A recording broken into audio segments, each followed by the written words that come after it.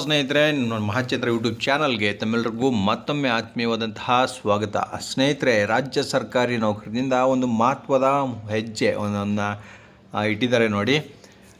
ಇದೇ ಜುಲೈ 11ರಂದು ಒಂದು ಸಮಾರಂಭವನ್ನು ಮಾಡಲಾಗಿತ್ತು. ಮುಖ್ಯಮಂತ್ರಿಗಳು ಉಪಮುಖ್ಯಮಂತ್ರಿಗಳನ್ನೆಲ್ಲ ಕರೆಸಿ ಅಲ್ಲೊಂದು ಅಭಿನಂದನಾ ಸಮಾರಂಭವನ್ನು ಮಾಡಲಾಗಿತ್ತು. ಆ ಸಮಾರಂಭದಲ್ಲಿ ಸ್ನೇಹಿತರೆ, ರಾಜ್ಯ ಸರ್ಕಾರಿ ನೌಕರರ ಬೇಡಿಕೆಗಳನ್ನು ಅಲ್ಲಿ ಮಂಡಿಸಲಾಗಿತ್ತು. ಈ ಬೇಡಿಕೆಗಳಲ್ಲಿ ಸ್ನೇಹಿತರೆ ಮುಖ್ಯವಾದಂಥದ್ದು ನೋಡಿ, NPS ರದ್ದುಗೊಳಿಸಿ OPSನ್ನು ಜಾರಿ ಮಾಡಬೇಕು ಅನ್ನೋಕ್ಕಂಥದ್ದು. ಅದರ ಜೊತೆಗೆ ಕೇಂದ್ರ ಮಾದರಿ ವೇತನವನ್ನು ರಾಜ್ಯ ಸರ್ಕಾರಿ ನೌಕರರು ಎಲ್ಲರಿಗೂ ಕೂಡ ಜಾರಿಯನ್ನು ಮಾಡಬೇಕು ಅಂತಕ್ಕಂಥದ್ದು ಮಹತ್ವದ ಬೇಡಿಕೆಯಾಗಿತ್ತು.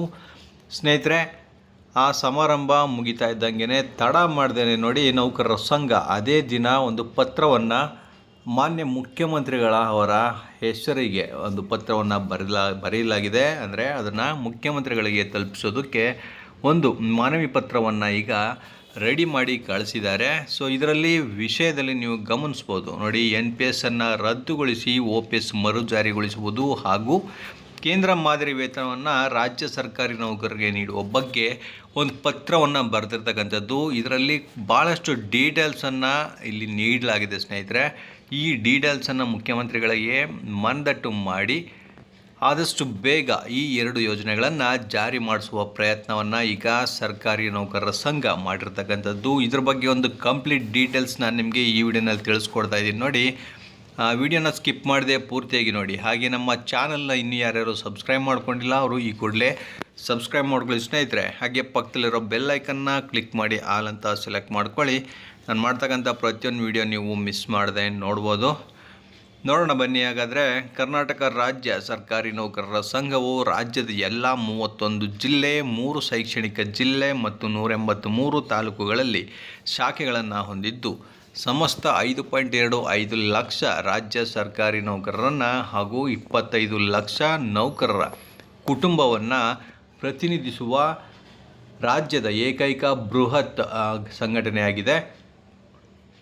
ದೇಶ ಮತ್ತು ರಾಜ್ಯದಲ್ಲಿ ಸಂಭವಿಸಿದ ಪ್ರವಾಹ, ಭೂಕಂಪ, ಅತಿವೃಷ್ಟಿ, ನೆರೆ ಹಾವಳಿ, ಬರಗಾಲ, ಚಂಡಮಾರುತ, ಸುನಾಮಿ ಸೇರಿದಂತೆ ಮೊದಲಾದ ಪ್ರಕೃತಿ ವಿಕೋಪ ಸಂದರ್ಭಗಳಲ್ಲಿ ಸರ್ಕಾರಿ ನೌಕರರು ಉದಾರವಾಗಿ ಒಂದು ದಿನದ ವೇತನ ತುಟ್ಟಿಭತ್ಯೆಯಿಂದ ಸುಮಾರು 2,000 ಕೋಟಿಗೂ ಹೆಚ್ಚು ಹಣವನ್ನು ಸರ್ಕಾರಕ್ಕೆ ದೇಣಿಗೆಯಾಗಿ ನೀಡುವ ಮೂಲಕ ರಾಜ್ಯದ ಸಂತ್ರಸ್ತ ಶ್ರೀಸಾಮಾನ್ಯರ ಸಂಕಷ್ಟಕ್ಕೆ ಸಂಘವು ಸ್ಪಂದಿಸಿರುತ್ತದೆ. ಕೋವಿಡ್-19 ಸಂದರ್ಭದಲ್ಲಿ ಸರ್ಕಾರಕ್ಕೆ ರಾಜ್ಯದ ಸಮಸ್ತ ನೌಕರರ ಒಂದು ದಿನದ ವೇತನದಿಂದ ಸುಮಾರು 200 ಕೋಟಿ ಹಾಗೂ 3 ಕಂತುಗಳ ತುಟ್ಟಿಭತ್ಯೆಯ ಮೊತ್ತ ಸುಮಾರು ರು 3,000 ಕೋಟಿಗಳನ್ನು ಸರ್ಕಾರಕ್ಕೆ ಬಿಟ್ಟುಕೊಡಲಾಗಿದೆ. ಇದೊಂದು ಮಹತ್ವದ ಅಂಶ. ನೌಕರರು ಮಾಡಿರತಕ್ಕಂಥದ್ದನ್ನು ಸರ್ಕಾರಿ ಮುಖ್ಯಮಂತ್ರಿಗಳಿಗೆ ಈಗ ನೆನಪನ್ನು ಮಾಡಿಕೊಟ್ಟಿರ್ತಕ್ಕಂಥದ್ದು. ಹಾಗೆ ರಾಜ್ಯದ ಉತ್ತರ ಕರ್ನಾಟಕ ಭಾಗದ ರೈತರಿಗೆ ಕೃಷ್ಣ ಮೇಲ್ದಂಡೆಯ ನೀರಾವರಿ ಯೋಜನೆಗೆ ಸಮಸ್ತ ಸರ್ಕಾರಿ ನೌಕರರ ಒಂದು ದಿನದ ವೇತನವನ್ನು ನೀಡಲಾಗಿದೆ. ಪ್ರತಿ ವರ್ಷ ನಡೆಯುವ ಅಖಿಲ ಭಾರತ ಕನ್ನಡ ಸಾಹಿತ್ಯ ಸಮ್ಮೇಳನಕ್ಕೆ ಆಯಾ ಜಿಲ್ಲೆಯ ಸರ್ಕಾರಿ ನೌಕರರು ಒಂದು ದಿನದ ದೇಣಿಗೆಯನ್ನು ನೀಡುತ್ತಾ ಬಂದಿರ್ತಾರೆ. 1999ರಲ್ಲಿ ಕಾರ್ಗಿಲ್ ಯುದ್ಧ ಸಂದರ್ಭದಲ್ಲಿ ಯುದ್ಧ ಪರಿಹಾರ ನಿಧಿಗೆ ಒಂದು ದಿನದ ವೇತನವನ್ನು ನೀಡಲಾಗಿದೆ. ಹಾಗೆ ರಾಜ್ಯದಲ್ಲಿ ಸುಮಾರು 2.75 ಲಕ್ಷ ಹುದ್ದೆಗಳು ಖಾಲಿ ಇದ್ದರೂ ಸಹ ಸರ್ಕಾರವು ಜನಸಾಮಾನ್ಯರ ಕಲ್ಯಾಣ ಹಾಗೂ ರಾಜ್ಯದ ಅಭಿವೃದ್ಧಿಗಾಗಿ ಜಾರಿಗೊಳಿಸುವ ಯೋಜನೆಗಳನ್ನು ಶ್ರೀಸಾಮಾನ್ಯರಿಗೆ ಯಶಸ್ವಿಯಾಗಿ ತಲುಪಿಸುತ್ತಿದ್ದಾರೆ. ರಾಜ್ಯದ ಅಭಿವೃದ್ಧಿ ಸೂಚ್ಯಂಕದ ಬೆಳವಣಿಗೆಯಲ್ಲಿ ಸರ್ಕಾರಿ ನೌಕರರ ಪಾತ್ರ ಪ್ರಮುಖವಾಗಿರುತ್ತದೆ. ದೇಶದಲ್ಲಿಯೇ ಕರ್ನಾಟಕ ರಾಜ್ಯವು GST ಸಂಗ್ರಹದಲ್ಲಿ 2ನೇ ಸ್ಥಾನದಲ್ಲಿರುತ್ತೆ. ನಮ್ಮ ರಾಜ್ಯವು GDP ದರದಲ್ಲಿ 4ನೇ ಉತ್ತಮ ಆರ್ಥಿಕ ಪ್ರಗತಿಯ ರಾಜ್ಯಗಳಲ್ಲಿ ಒಂದಾಗಿರುತ್ತದೆ. ಈ ಪ್ರಗತಿಯು ರಾಜ್ಯ ಸರ್ಕಾರಿ ನೌಕರರ ಕಾರ್ಯದಕ್ಷತೆಗೆ ಸಾಕ್ಷಿಯಾಗಿದೆ. ರಾಜ್ಯದ ನೂತನ ಮುಖ್ಯಮಂತ್ರಿಗಳಾಗಿ ಅಧಿಕಾರ ಚುಕ್ಕಾಣಿ ಹಿಡಿದಿರುವ ತಾವುಗಳು ನೀಡುವ ಸೂಚನೆಯಂತೆ ಸರ್ಕಾರದ ಎಲ್ಲ ಸಮಾಜಮುಖಿ ಯೋಜನೆಗಳನ್ನು ಶ್ರೀಸಾಮಾನ್ಯರಿಗೆ ತಲುಪಿಸುವಲ್ಲಿ ನಾವುಗಳು ಪ್ರಾಮಾಣಿಕವಾಗಿ ತಮ್ಮೊಂದಿಗೆ ಕೈಜೋಡಿಸುತ್ತೇವೆಂಬ ಭರವಸೆಯನ್ನು ನೀಡುತ್ತೇವೆ. ರಾಜ್ಯ ಸರ್ಕಾರಿ ನೌಕರರ ಈ ಕೆಳಕಂಡ ಪ್ರಮುಖ ನ್ಯಾಯಯುತವಾದ ಬೇಡಿಕೆಗಳನ್ನು ಈಡೇರಿಸುವಂತೆ ವಿನಂತಿಸಲಾಗಿದೆ. ಸೊ ಸರ್ಕಾರಿ ನೌಕರರ ಬಗ್ಗೆ ಪ್ರಮುಖ ಮಾಹಿತಿಗಳನ್ನು ಹಂಚಿಕೊಂಡ ನಂತರ ಈಗ ಪ್ರಮುಖ ಬೇಡಿಕೆಗಳಿಗೆ ಬಂದಿರತಕ್ಕಂಥದ್ದು. ಮೊದಲನೇದಾಗಿ ಮಹತ್ವದ ಬೇಡಿಕೆ ಅಂದರೆ NPS ರದ್ದುಪಡಿಸಿ ಹಳೆ ಪಿಂಚಣಿ ಯೋಜನೆ OPSನ್ನು ಮರು ಜಾರಿಗೊಳಿಸುವುದು. ನೋಡಿ, ರಾಜ್ಯದಲ್ಲಿ 2.80 ಲಕ್ಷ ಸರ್ಕಾರಿ ನೌಕರರು NPS ಯೋಜನೆ ವ್ಯಾಪ್ತಿಯಲ್ಲಿ ಕರ್ತವ್ಯವನ್ನು ನಿರ್ವಹಿಸ್ತಾ ಇದ್ದಾರೆ. ತಮ್ಮ ಪಕ್ಷದ ಚುನಾವಣಾ ಪ್ರಣಾಳಿಕೆಯಲ್ಲಿ NPS ರದ್ದುಪಡಿಸಿ OPS ಮರು ಜಾರಿಗೊಳಿಸುವುದಾಗಿ ಭರವಸೆಯನ್ನು ನೀಡಲಾಗಿದೆ.